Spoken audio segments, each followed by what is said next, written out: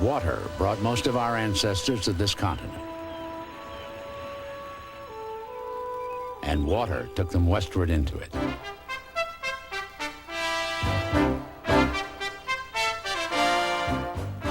Water was their road to freedom and sometimes riches, their source of inspiration and adventure.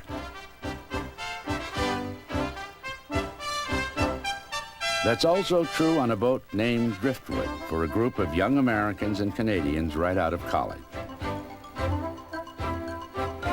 Over a 3-year period, they covered 25,000 miles along the waterways of North America, from Nova Scotia to the Gulf of Mexico.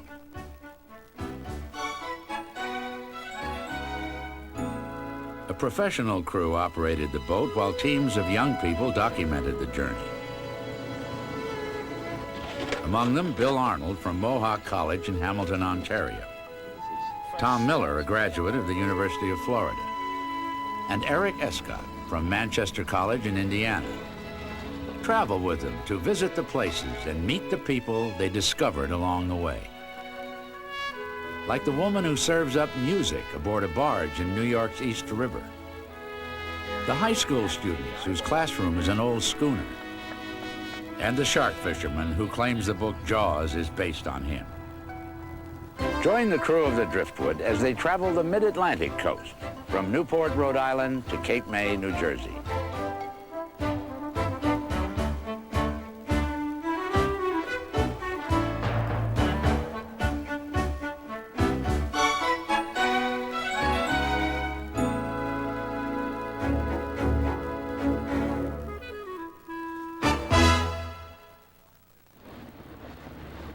Their 500-mile journey covered an area of the United States filled with maritime traditions, shipbuilding, commercial fishing, sailing. Much of the coastline is rugged and beautiful, which draws people to towns like Newport, Rhode Island, tucked into the southeast corner of the state on Narragansett Bay. Newport was founded in 1639 as a haven for those fleeing religious persecution in the Massachusetts Bay Colony. But it's become a refuge of a different sort. And you hear of these large, elaborate mansions, homes for the summer people when they come up. People like this, the Vanderbilts. These homes, built at the turn of the century, have become tourist attractions. But behind the money and the glamour, there's also an everyday town and full-time residents who stay on for their own reasons. There's nothing like being able to walk out your front door in the morning and see the seagulls wheeling overhead and the waves crashing on the rocks or on the beach. In fact, that's what got me out of my city job, walking out that front door and seeing people walking out onto the beach with their beach chairs early in the morning, and me saying to myself, I'm going to Providence now to fight the traffic and solve other people's problems all day? Wow, got to find some way to stay home. So Don Bosquet, social worker, became Don Bosquet, cartoonist, something he has been dreaming about most of his life. So happens the same day that he came home and told his wife that he had quit his steady, secure job, she informed him that she was pregnant. I said to her, well, I'll go back tomorrow and I'll tell him I was just kidding. It was all a big joke and I can't quit my job now. And she said, no, you've got to try. Give it 6 months anyway. If you can't sell a cartoon, then drive a forklift or whatever, but you got to try it. He sold his first piece 4 months later. Like the majority of his work, it was about his home state.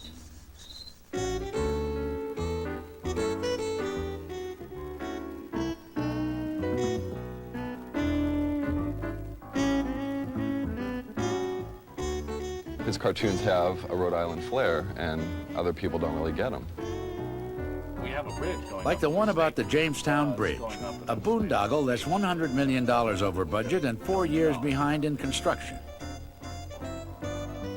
And I'm getting a little irritated, and I think many of the people in the state are about that, so it inspired this cartoon showing the new Jamestown Bridge in a kit form. Many of his cartoons feature a type of clam known as a quahog.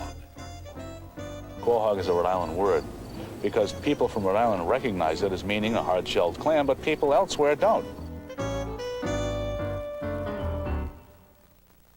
And we grow them big around here, and of course sometimes they climb over the road and start to move inland. So You'll see these kinds of signs all over the state, slow quahogs crossing. This guy apparently didn't see the sign until it was too late. Don does a lot of work for national publications like Yankee Magazine and the Farmer's Almanac, and he's put out 6 books of his cartoons.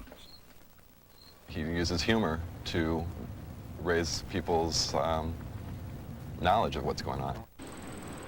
Like the oil spill that happened right on Narragansett Bay when a tanker crashed into a reef. My wife and I were awakened from a sound sleep by the smell of number 2 diesel oil. In fact, we thought our oil tank in the garage had fallen over. It was that strong.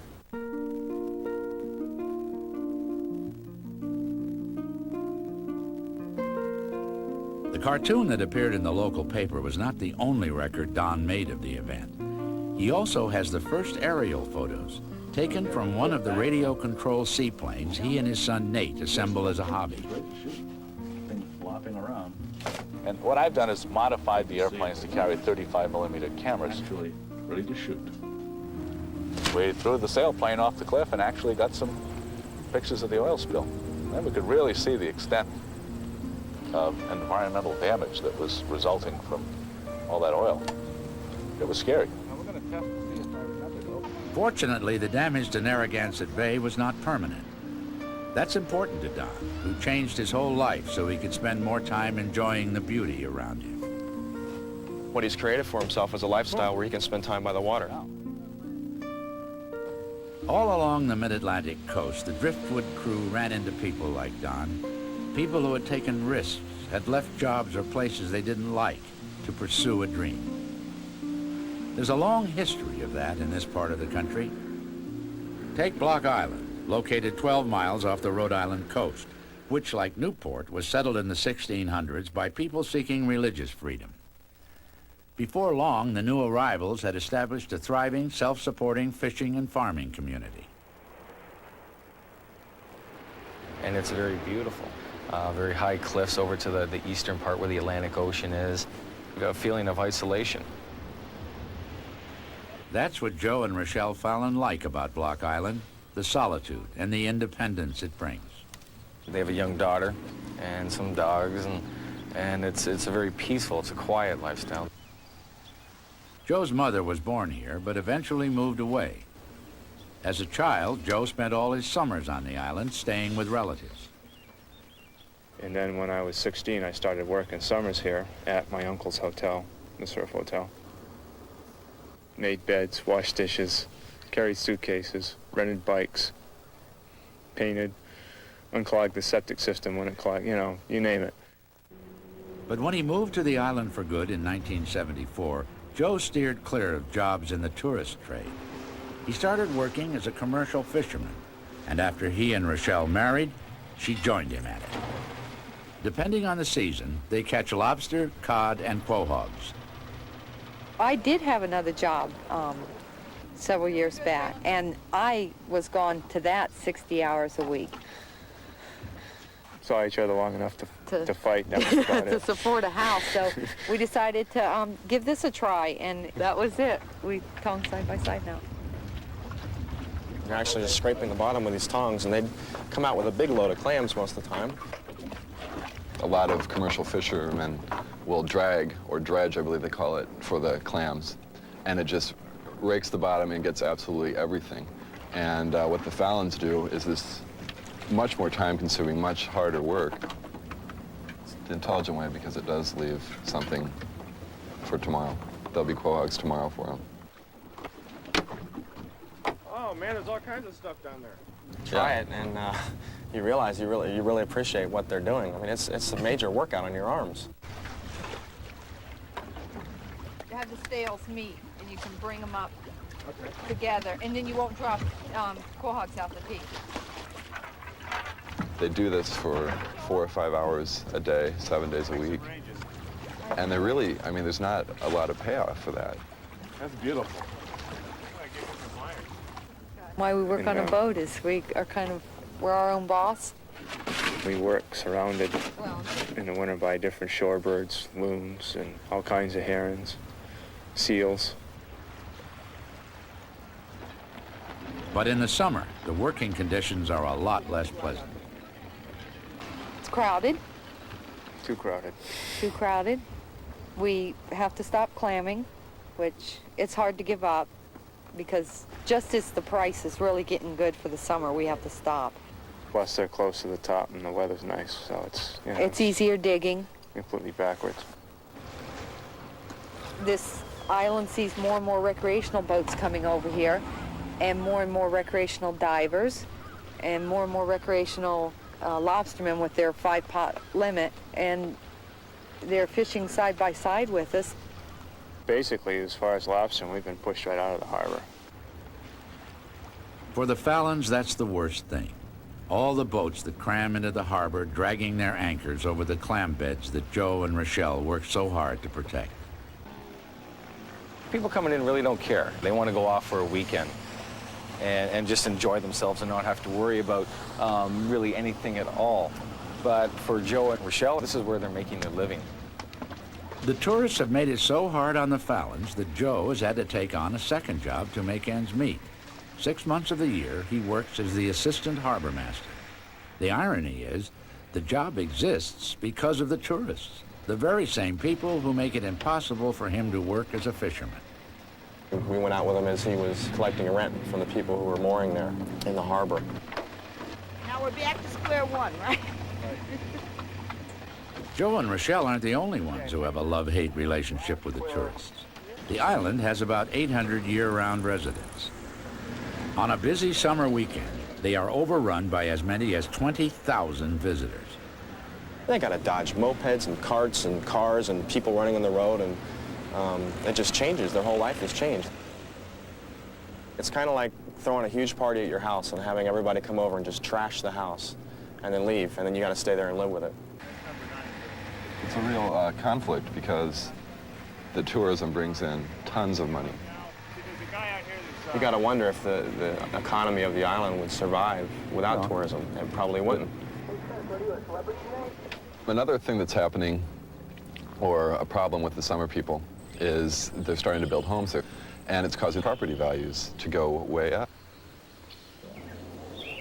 We find we kind of are up against development from the shore and development from on the water. You know, when they want to build 100 feet out into the water and put a massive T on the end of this dock and right over a shellfish bed, we don't understand why they won't give. You know, we have to give, it seems every year, something more. It's gotten to the point that the Fallons aren't sure they can pay the taxes on their house. They're trying to figure out a way they can stay on the island. Joe wouldn't be happy unless we worked on the water. We don't need to make a big killing out there. You know, we'd get by. They want to be there, and they're willing to do what they have to do to stay. Every day, the Fallons ship whatever they catch to the mainland, a place called Point Judith. Within Point Judith, you have Port of Galilee, which is a huge commercial fishing port. It's the 4th largest in New England. The industry employs about 1,000 local people. Last year, they caught 43 million pounds of fish worth over $63 million. There's people that buy the fish that the fishermen catch, and there's people that sell this fish all over the country. And all over the world. Jim Fox has discovered there's a big demand for the local catch. Lobsters, tuna, swordfish, whole fish. We have a smokehouse, a fillet house, a freezer plant, so we handle just about everything. Like cartoonist Don Bosquet, Jim Fox is on his 2nd career. About 10 years ago, I was a marine biologist, and I was doing an environmental study for an atomic power plant in this area, and I did some fishing with some local boats as part of the study, and I felt I'd rather sell the fish rather than tagging them, measuring them, and throwing them back in the water. We saw him running around and examining fish and unloading boats and doing all this manual physical labor. And he said, well, this is the easy part. Come on up, let me show you what I really do.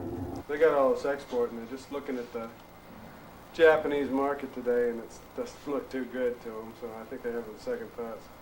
When he starts dealing with international markets such as Europe and Japan, the price is going up and down. And you have to know exactly what time you have to sell it.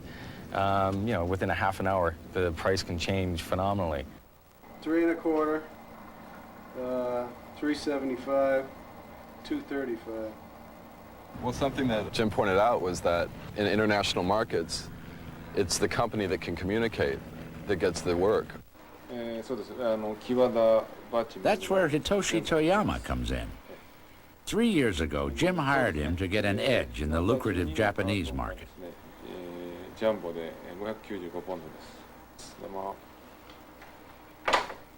Maybe he knows Japan much better than other Americans working for seafood, but he needs more informations. Hitoshi handles the trade to Japan about 1 million pounds of fish a year. The most profitable are the sales of high-quality tuna. What Jim said was that some of the best tuna in the world is caught between the coasts, off the coast of New Jersey, Rhode Island, Connecticut, that area. And the Japanese eat it up. They love that stuff. The Japanese approach to tuna is a lot more complex than it is here. The primary use for expensive tuna in Japan is, of course, sashimi, sushi bars, and it's eaten raw. And certain parts of the fish, like the toro or the stomach lining, which has the largest concentrations of fat, is the most popular and the highest priced and the most sought after. To grade a tuna, it need many years, over 10 years, sometimes 20 years study. Jim and Hitoshi are both expert at grading tuna. What I'm looking for is 3 basic things: color, fat content, and freshness. It takes a lot of experience. You have to see a lot of fish to do it. The extent of my experience with tuna is opening up a can of Starkist and having a tuna sandwich. I had no idea how big a tuna fish was in the first place, and I had no idea that it's like solid gold. The thing is so valuable. Even though Jim and Hitoshi are considered management, they do much of the physical labor and work long hours. And it's always a gamble. Will the supply hold out? Will the quality remain high? Will they continue to beat the competition? But Hitoshi is pretty confident the risk he took when he came to this country will pay off. I'm not sure, but I have a better chance to get a house in the United States. And maybe after kids growing up, I and my wife have a good time, I think. As for Jim Fox, he's content with the decision he made 10 years ago. I can have a good job in a decent-sized business in a place where I like to raise my family, a place where I'm comfortable living, so it's very good for that.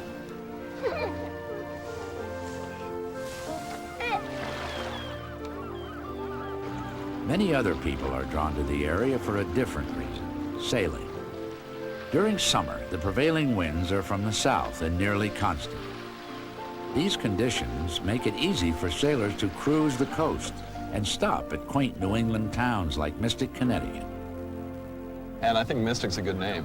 I remember like waking up and there'd be fog coming off the river in the inlet we were on. And it was really beautiful, and swans and the tall ships that are there.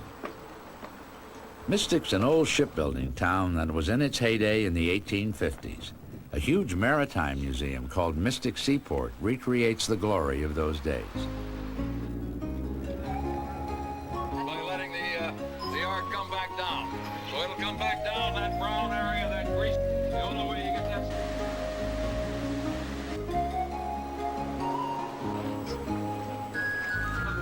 They're probably gone, so you give up. You're just waiting to bite them. So hopefully. As someone once wrote, wood takes to water very naturally here. And sometimes men talk together of the ships that they built and owned and sailed, and speak with kindness in their voices as men speak of their own children. That maritime tradition is something Andy Halsey is passing on to his sons. The kids are kind of climbing around the mast, and one kid's trapped on one side of the sail, and the other kid's trapped on the other side of the sail, and they finally get out there, and they're just sailing back and forth and having a good time. I did a great deal of sailing as a small child on a boat that my father had, that his father had, which was a wooden 30-foot day sailor. And we'd go out and sail around when the Sound wasn't very crowded. We'd race a little bit on weekends. Andy is the first in his family to make sailing more than just a sport. He runs a company called Halsey Sailmakers. It's sort of an assembly line process. One person will cut, one person will sew. Another guy will be over on the computer doing the plotting. Everybody works together. And these aren't just sails, they're some of the best sails in the world that you can buy. Andy just kind of fell into the business. Like a lot of college students, he had no idea what he wanted to do after he graduated. He took the first job he found, making sails. Lucky for Andy, the work suited him. He apprenticed for a couple of years until 1984, when he and 4 of his co-workers broke away to start a brand new company. We have 3D programs that we actually look at the sails on a computer before we take scissors to cloth. We spend a great deal of time and effort researching fabrics and developing fabrics that will allow us to design a sail that won't stretch. And then, once we've arrived at that, we can change the designs slightly to arrive at a shape that will drive the boat at the fastest possible speed through the water. He goes out and he analyzes the sails that he's worked on. And we went out with him as he does that, and that's the best quality control he can have is by testing the equipment. What do you think of the jib? I mean, it fits very well. I mean, the clue height's just about right. Halsey sails are expensive. It costs about $10,000 to outfit a small boat. But for that price, the buyer also gets a lot of Andy Halsey. Once or twice a year, Andy visits his clients just to make sure his product is holding up. That kind of customer service and the quality of his work have helped him establish a niche. Halsey sails can be found on a lot of racing boats, including some that compete in the America's Cup. For Andy, it means traveling to places like the Mediterranean, Hawaii, and New Zealand, all of which sounds very exotic. Well, in point of fact, you have to get up early in the morning. They're drag sails around, go out sailing, come in, drag the sails of the sail off. The sails will typically weigh between 180 and 250 pounds.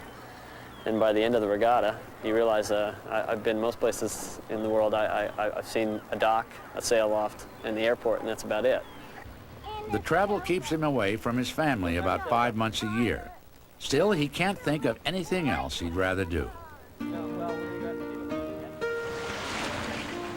It holds an interesting intellectual challenge, and it's still a physical sport, and you can get out of the office, you can live a lifestyle that you wouldn't ordinarily if you were in another line of business. I'll never look at a sail on a sailboat the same again after this story. It's not just a sail on there, it represents a lot of work.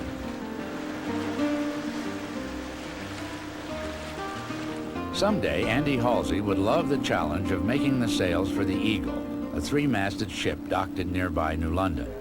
It's no ordinary vessel. A German-built ship taken as a war prize by the United States at the end of World War II. These days, it's owned and operated by the U.S. Coast Guard Academy.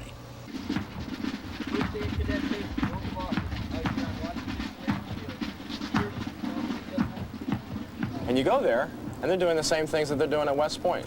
They're drilling and marching and all the same things. They're the oldest of the armed services. They were established before any of the others were.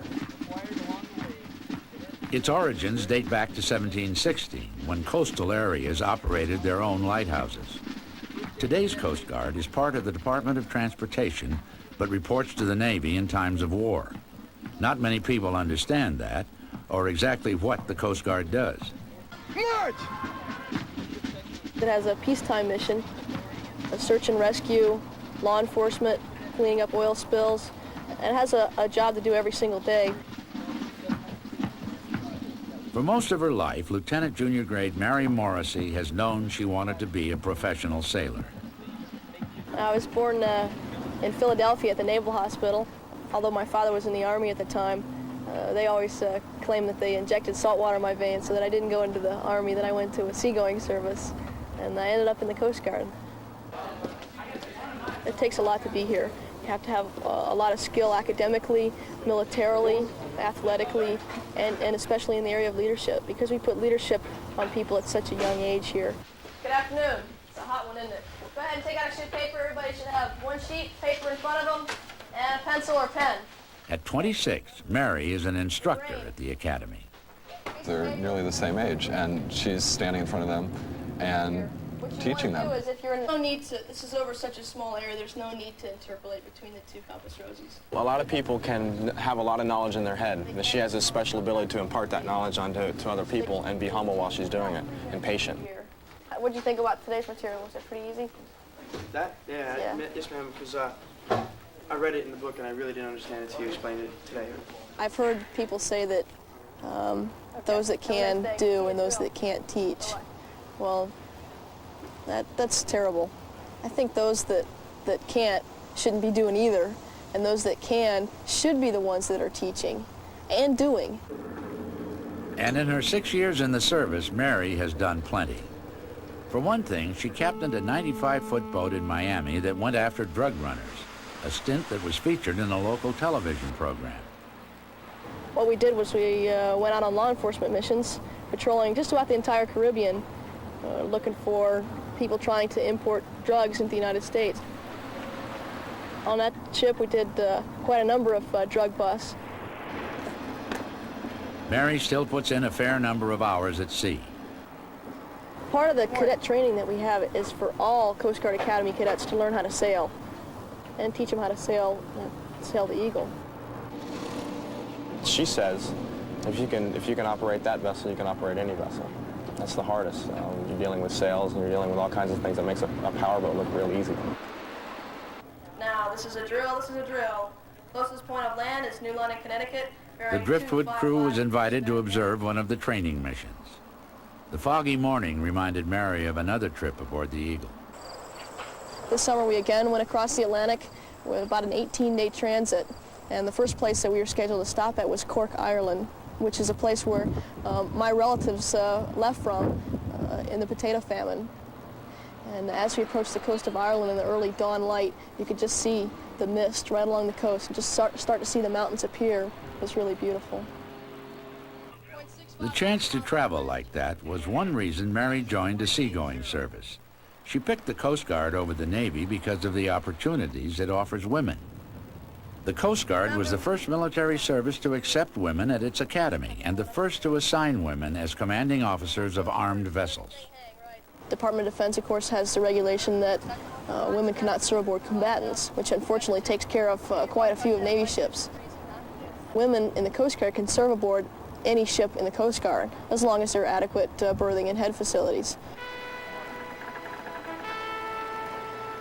Mary's the kind of woman that I think movie scripts and novels are written about.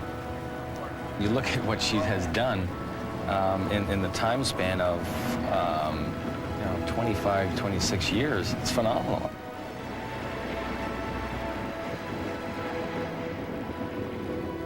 South of New London, heading into Long Island Sound, the shoreline starts getting more crowded. As the population increases, so do the problems with pollution, from sewage treatment plants, industry, and other sources. But even people who live far inland are damaging the waterway via the many rivers and streams that flow into it. 10% of the entire U.S. population is within 50 miles of the Long Island Sound watershed, and the runoff from their farms and lawns and roads ends up here.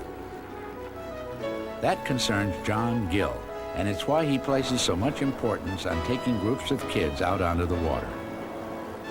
Putting it into their mind at a young age that the Sound is a neat place to be, that it's a living resource, I think that can only help in the long run, because if we're going to change things enough and change our society enough so that we don't have such a negative impact on the bodies of water, it's going to depend on having a public that is concerned about it. John works for a nonprofit group called Schooner Inc., based in New Haven, Connecticut. The organization operates a boat called the J.N. Carter and takes groups of people, Girl Scouts, senior citizens, students, families, onto the water to teach them about Long Island Sound. We don't push the political angle in terms of going out and pinpointing an industry that's polluting the sound or something like that. We focus on public education. John Gill's grandparents were the ones who first got him interested in the water. They had a house on the ocean, and as a child, John would spend summers there. By the time he was 11, he decided to become a marine biologist, and he did, working for the U.S. government. But he got tired of crunching numbers. I was a little interested in working with people a little more closely. So ended up going back to get certified to teach. And in the process of doing that, found out about this program, this program down here where there's a combination of teaching and being on the water and working with kids, and that sounded ideal to me. And these particular kids, John has gotten to know quite well. They're from the Sound School, a special high school geared toward marine history. In addition to standard courses like math and literature, students are offered boat building, scuba diving, and aquaculture. Marine biology teacher Jeff Alpert routinely brings his class onto the J.N. Carter. They're testing the waters of Long Island Sound to see if they'd be suitable for scallop farming.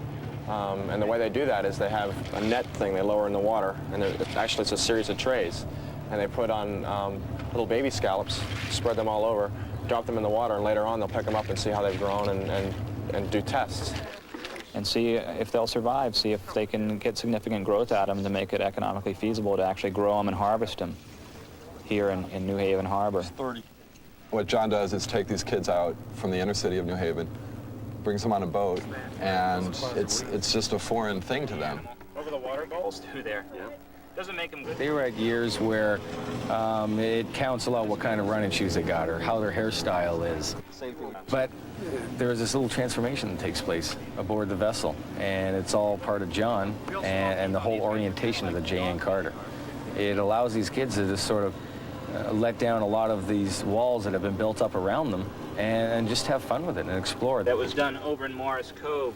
Fisheries Service. They just kind of assume that the sound and the harbor are already dead. So it's a real kick to take them out there and see some of their, the looks on their faces when you bring up a net full of animals.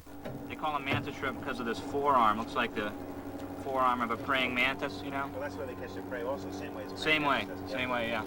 So, neat little animal. If you were a shrimp, you wouldn't want to run into it. They're pretty ferocious. They'll snap it. His philosophy is the more these people know about the things that are under the water, the more likely they are to appreciate them and maybe hopefully save them later.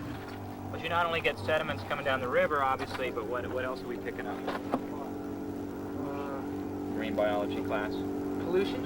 From where? From the sewage treatment From the sewage treatment plants, right. They're seeing a deformed lobster. They're seeing shells with holes that have been literally burned right through them because of the contaminants that have been placed in the water. And John hopes that just may translate into something positive for Long Island Sound. And if we want to live here because it's such a beautiful place, we're going to have to find ways to live here compatibly. So we just have to make a commitment to taking care of the things that bring us here, the reason that we're all here, living on the water.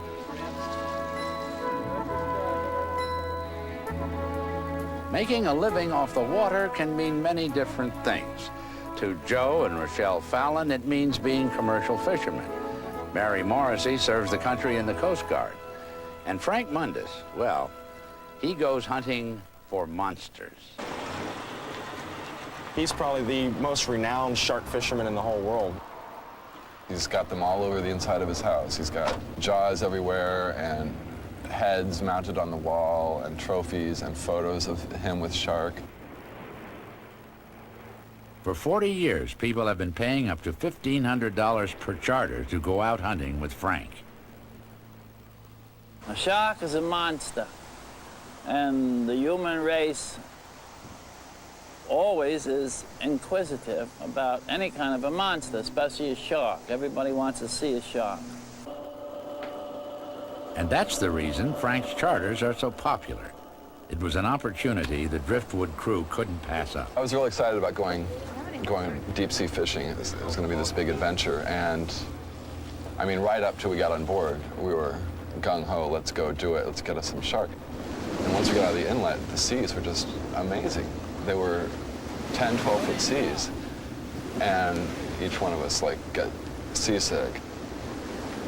Oh, put a life in the over the sea. The best part about the whole thing was Mr. Mundus. Over the river and through the woods, to grandmother's house we go. He was definitely the highlight of the trip. If you can imagine the character in Jaws and multiply that by 10, that was him. According to Frank, it is him. Frank's story is that Peter Benchley, who wrote Jaws, spent a lot of time with Frank, and most of the stories were inspired by Frank. We had one white shark that rolled around, grabbed a hold of the side and the bottom, shook his head, and he broke 5 teeth off into the boat. Remember at nighttime the guy went down with a flashlight and seen the hole in the boat? Yeah, okay. So all these ideas were put together. Eventually put all the ideas together and come up with yours. When we caught the 4,500-pound fish, that's when he had the whole ball of wax. It was listed in the Guinness Book of Records as the largest shark ever caught with a harpoon. Well, we didn't have any choice. If we was going to get him, we had to harpoon him. But now we flatly refuse to do any harpooning at all. We feel that the shark is a sport opponent, just like when you play any other game, tennis or golf or whatever. It's a means of having fun, catching them the hardest way possible, the biggest fish on the lightest tackle. That's all a shark is to me. According to Frank, the best time to catch them is at night. What happens is the mates bait the hook, and they say, yeah, they got a fish on the line, and I got to come out and fish it. So I went out there, and these guys are around me, putting this belt on me and giving me this pole, and I had no idea what to do. I was nauseated, I was tired, I was cold, I was wet, and I had to go fish. You got to get right up by the edge of the boat. And I'm thinking, I don't want to be right up by the edge of the boat. The edge of the boat's like just below my knee. And I don't want to be there with this, 200-pound fish tugging on me, and I can see sharks swimming around. The only way you're going to get slack is by lifting up. You start to wind just before you start to go down. Woo!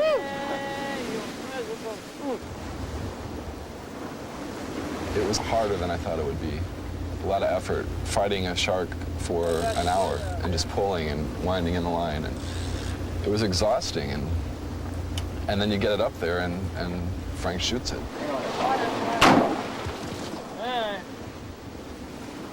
Here you are, you fish this shark for an hour and a half, and then you get it next to the boat and you just shoot it.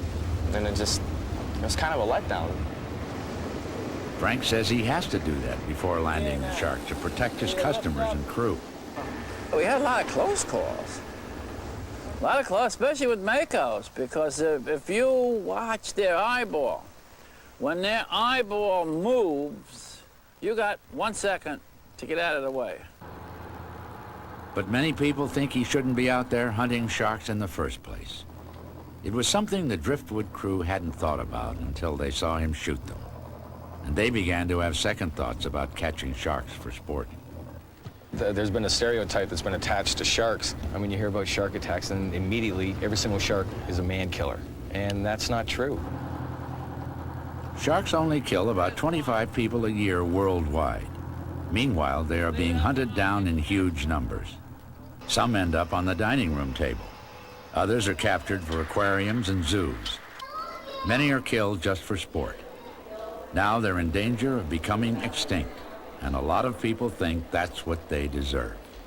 Even Frank is bothered by that. I mean, we had one guy come running down after he seen the movie, come running down the dock with a machete. Yeah, he wanted to charter the boat just so he could cut a shark's head off. Really? Frank calls these people idiots, and after 40 years of battling monsters, he's ready to move on. Just let me off the merry-go-round. I had enough. And after just one night with Frank, so had the Driftwood crew. We said, well, I think it's time we head back on in. Frank goes, well, if you want to stay, you can stay out here tomorrow. We'll get some more. Frank, I think we'd like to go in right now. Thank you very much. It's something you can say for the rest of your life. Yes, I've been shark hunting, and thank God I don't have to do it anymore.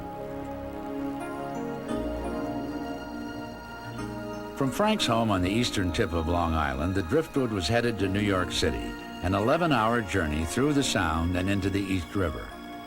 Commuter ferries, commercial ships, and pleasure craft like the Driftwood use this waterway to travel into and out of New York's Upper Bay. But before heading out into the harbor, Driftwood made a stop in Brooklyn. For years, the Red Hook section of town has been home to people who work along New York's waterfront. And it's where the crew met Olga Bloom. Olga is a musician, a concert violinist who played in symphony halls and on Broadway. Olga spent a good portion of her life in the music scene in New York City, and it's very competitive, as she described it. When her husband was living, they would have other musicians together out on a house they had out in Long Island, and they'd sit out on the back, and they just enjoy the music without having a whole attitude that goes along with that. Olga's original plan was to retire out there, but she got restless. How could I just retire and go and sit in my garden by the sea and rot? I mean, if an idea comes to your mind that you feel it rings true, you know that it might work. How can you go to your grave not trying it? She wanted a place where musicians, chamber musicians, could get together and play their music without feeling that competition. She got the idea one day of using the barge. The barge was an old 103-foot vessel that was up for sale. To other people, it was a piece of junk. But Olga knew it could make a great concert hall. She bought it and christened it Barge Music. It was a dream that didn't come easy for her, though. She had to sell her house in Long Island to raise the money for the barge.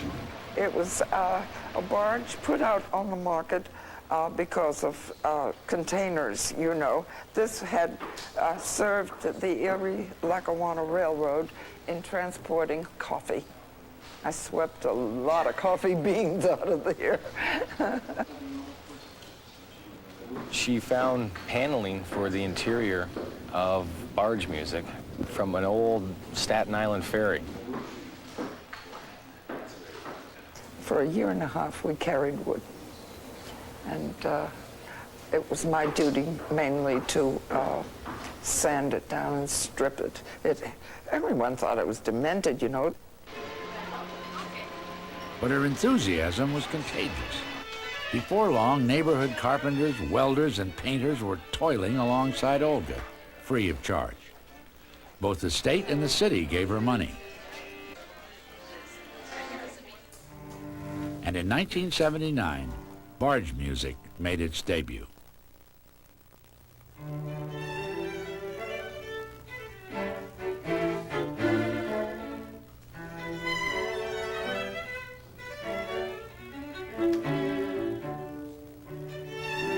The real miracle of this barge is the performers. All of them are very familiar figures on the major stages of our country and in Europe.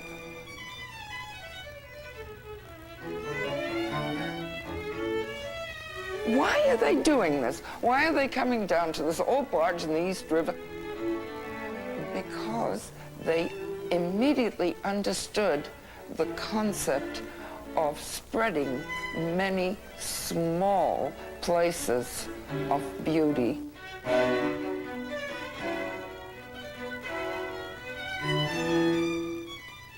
With New York in the background, and you see all the skyline and the lights and everything flickering, and you just know that the hustle and bustle is taking place over there.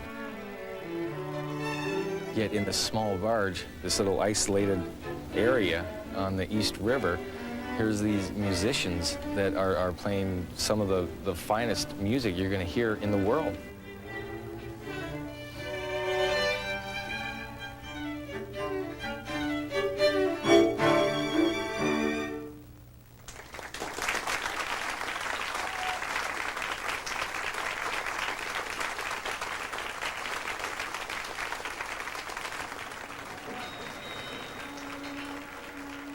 I thank God for having chosen me as the vessel for this adventure.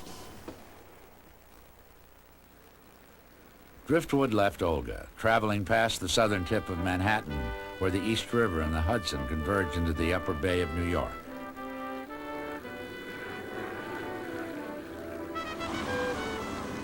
There are 1,000-foot freighters traveling all in around there, and it's one of the busiest harbors in the world.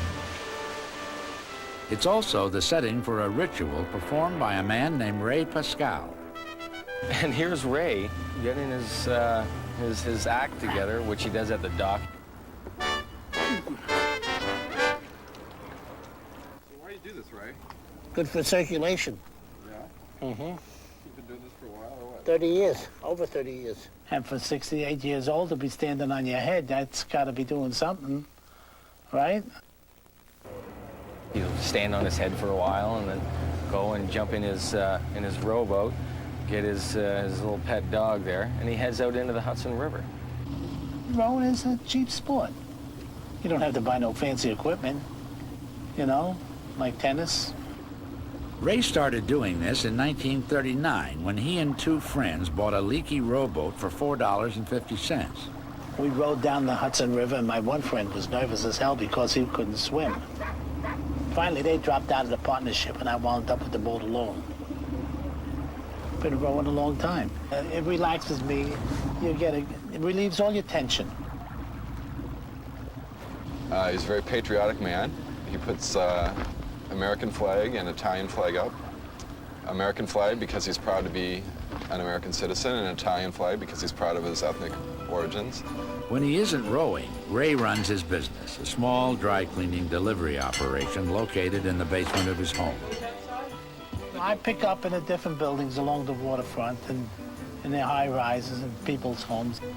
And I take it up to the cleaners, and he does the cleaning. Then I pick it up when it's all finished and sort it out down here and deliver it to different people, my customers. Everybody knows Ray. I mean, he's a real amicable guy. Everybody in his neighborhood likes him. Billy, they're taking a TV shot of me. All right? But it isn't enough that all the locals know him. Ray wants to be famous. He's working on it.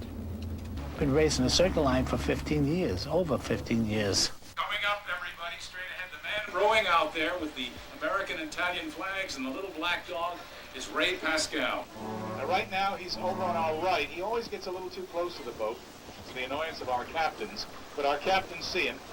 For some people who are watching and people on the circle line, it's a nice attraction. It's interesting. It's this nut going out there trying to do this.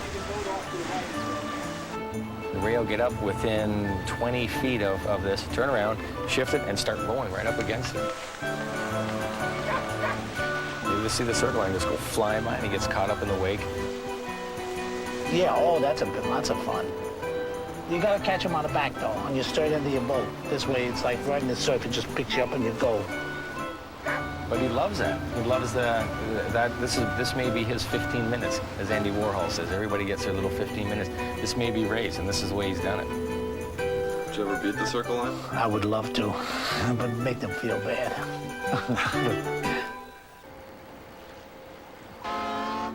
South of the New York City area, the famous Jersey Shore begins. Mile after mile of sandy beaches and towns with names like Seaside Park, Surf City, and Beach Haven. About two-thirds down its coast is the state's most famous and infamous resort, Atlantic City.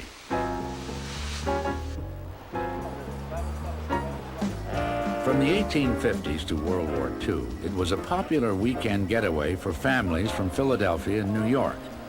Atlantic City was famous for its boardwalk, its beaches, and a local concoction, saltwater taffy.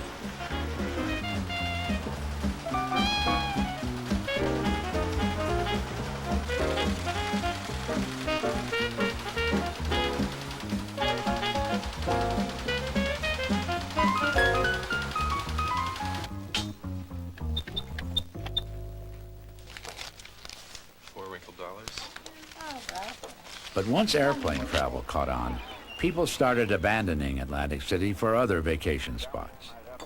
Some of these houses that we saw, they at one point been beautiful Victorian homes. They've gone to pot. Atlantic City, it was run down to nothing. Blocks and blocks of urban decay.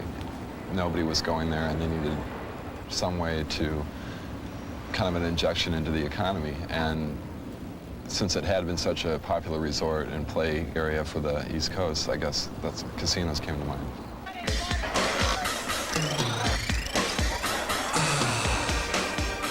Gambling was supposed to save Atlantic City.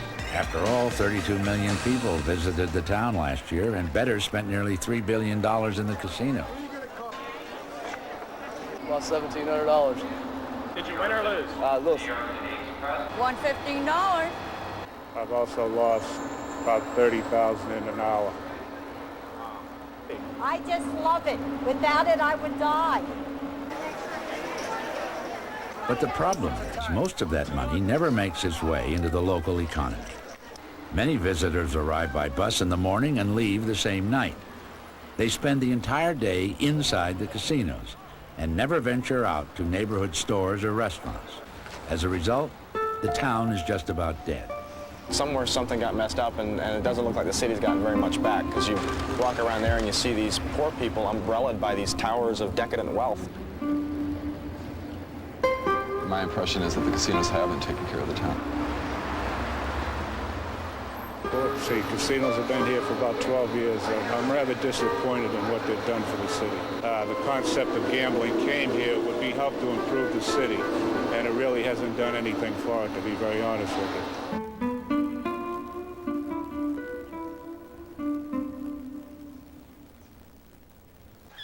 Atlantic City wasn't the only New Jersey resort town that tried to make a comeback. At the very southern tip of the state, so far south the locals refer to it as the end of the world, is a place called Cape May, Victorian Cape May. And you walk along the streets, and we saw it like tourists. You see all the Victorian houses, and you see all the shops and the quaintness of it all. The restoration of Cape May's Victorian homes began in 1962 after a big storm damaged many of the buildings. And unlike what happened in Atlantic City, the town and its economy are on the rebound. Cape May is one of only 5 communities in the entire country that has been declared a National Historic Site. And the tourists are back at the beaches, the bed and breakfasts, and the bakery where Craig Grah works. A native of Philadelphia, she started coming to Cape May in the 1950s.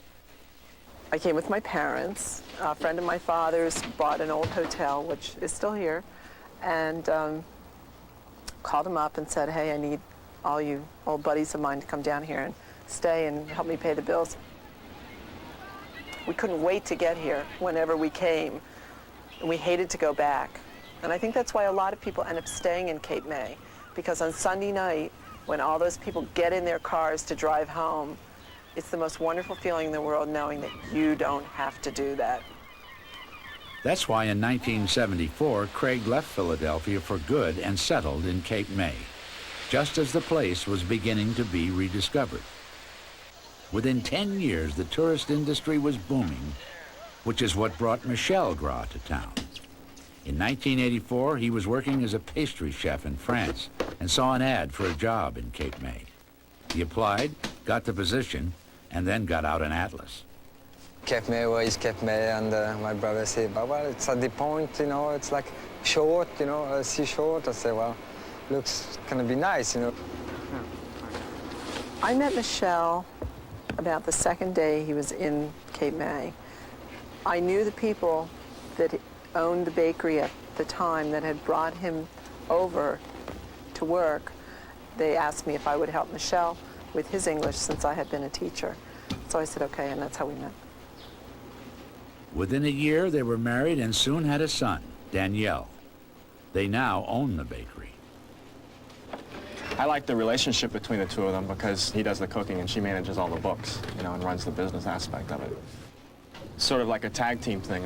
Michel will be baking all night long, and then he'll go to bed, and Craig will take it and deliver it to the restaurants to see to it that all the bread gets sold. Tourists account for the bulk of their business. During the busy summer season, Craig and Michel barely see each other. But when they do get a free moment, they steal away to one of their favorite places. I just have always loved to go to the beach. I'm the kind of person that I could go at 9 o'clock in the morning and stay till 6 o'clock at night. To be next to the ocean is very, very important to her. It comforts her, which is the reason she ended up in Cape May. Michelle really told us that he loves and enjoys Cape May very much. He says he could probably go up to Atlantic City and get a job there that pays more, but he's not going to have the same atmosphere as what Cape May has. It manages to be both a tourist town and a comfortable place to live. In that respect, Cape May has succeeded where Atlantic City failed. It's a place that they can run their little shop and have the lifestyle that they both want. Both these people have uprooted themselves to go somewhere to work and live. In Michelle's case, he's living the American dream. And in that sense, Michelle was much like the other people the Driftwood crew had met in their journey along the mid-Atlantic coast. These are people who are drawn towards the water for whatever reason, whether it's aesthetics or whether it's just like Mary has salt water in her veins and she just has to be there. I guess that's something I'll probably take with me from this, was that their ability to kind of go after something they want to do and using their environment to reach their goals and fulfill what they're doing.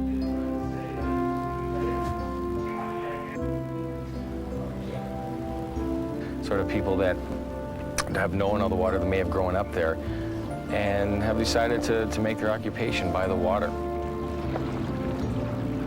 It structures their life, and it just so happens they love it.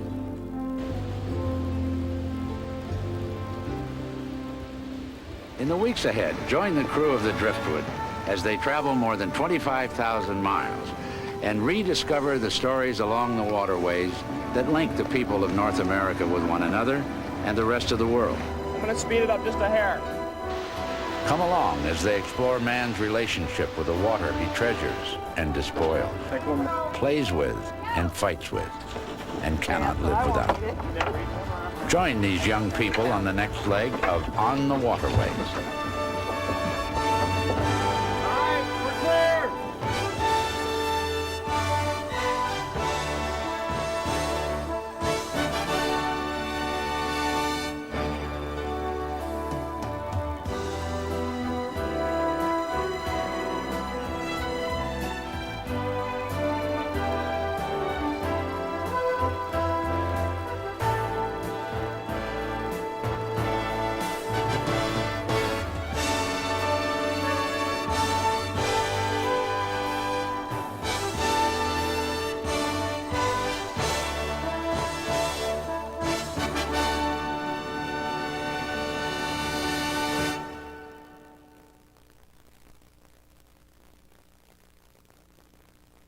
Funding for this program was provided by the Bamana Corporation.